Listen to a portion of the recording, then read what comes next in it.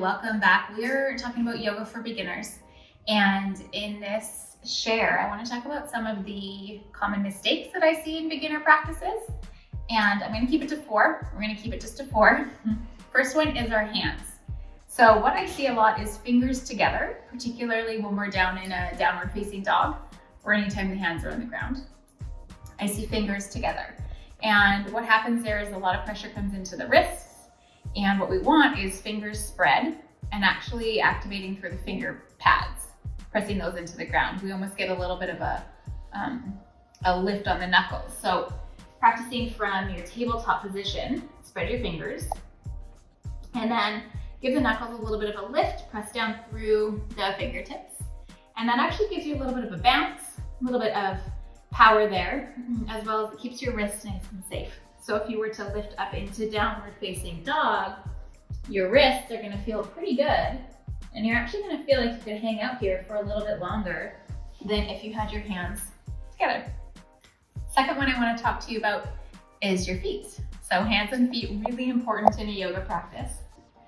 Similar, we want to spread our toes. And you'll probably hear a yoga teacher, you'll hear myself talk about spreading the toes. So if I was to step back into a lunge, and my front toes are spread, and even my back toes a little bit, what that's gonna do is offer me that much more support. I now have 5 toes gripping in, as well as the sole of my foot. The third thing I wanna talk about is alignment. So thinking about our joints, particularly right now, I'm gonna look at the knee and where it's in relationship to my ankle. So I want it to be in alignment. I don't want my knee to drop in. I don't want it to drop out. I want to keep my knee right on top of my ankle. And the last thing I want to talk about is the direction your body is moving, where the energy is. So if I'm dropping down, if I'm sinking, and I'm just like collapsing into my pose, that's really hard on the joints. It's not great on your muscles. So we want to find that lift, that lengthen. So we actually want to draw our energy up and rise up.